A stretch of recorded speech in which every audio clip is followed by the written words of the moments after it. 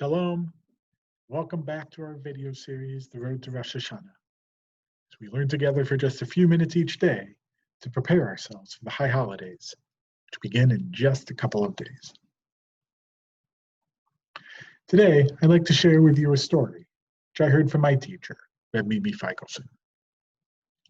Reb Mimi knew that each and every day we recite Psalm 150, the very last in the book of Psalms. But she also noticed the tone of that psalm was different than many of the others. If you were to read through the entire book of Psalms, you'd get the full range of human emotion. You'd get psalms of victory, where a person shares their praise and faith in God, who helped them face adversity and succeed. You'd have psalms of despair, where a person is struggling and turning to God for help.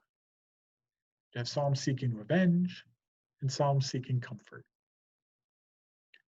One of the reasons for this book's popularity is there's a psalm for every feeling you might experience. Still, Psalm 150 is different. In it, the psalmist begins by praising God, but then says to praise God using the shofar, the harp, a lyre, drums, dancing, strings, flutes, cymbals, and trumpets. It concludes saying, Kol haneshama tahallelia, let every living being praise God. Reb Mimi wondered about this quirk. It is really the only psalm whose focus is on praising God with music. While other psalms may mention instruments, this is the only one which is solely dedicated to using music as a way to praise God. She asked her teacher, Reb Shlomo Karlbach, why, after 149 psalms dedicated to the array and depth of human emotions, do we end the book of Psalms with this one focused on music? Reb Shlomo, a famous musician himself, responded, there comes a time when words aren't enough. We can write forever, trying to describe what we're feeling and never fully succeed. Music, however, holds the ability to convey feelings that words cannot. There are songs that trigger emotions and memories for us, songs that somehow convey what we're feeling in ways we couldn't, songs that bring us comfort, and songs that bring us joy.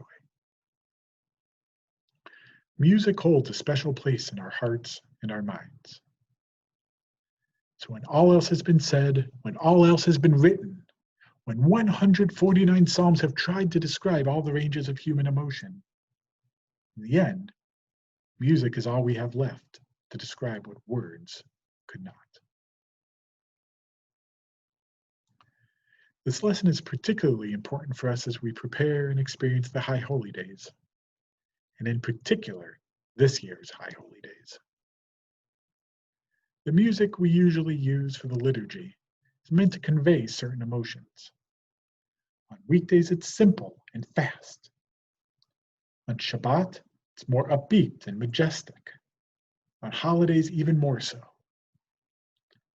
On the high holidays, the music conveys awe and grandeur, remorse and somberness. Music is a gateway to the soul, opening for us feelings, thoughts, emotions we may not even realize we were experiencing. That's why, in the Hasidic tradition, one of the highest forms of prayer isn't recitation from the Siddur. It's the nigun, a wordless melody like tananai, yananai, or la la la la la la la. It's the nigun that helps our souls reach ever higher and higher heights. So this high holidays, if you're struggling with the words, if you can't find the words, if you don't know what else to say, that's okay. Just sing, let your music be your way of praising God. Thanks for joining us today. I hope you'll come back tomorrow for our last step in the road to Rosh Hashanah.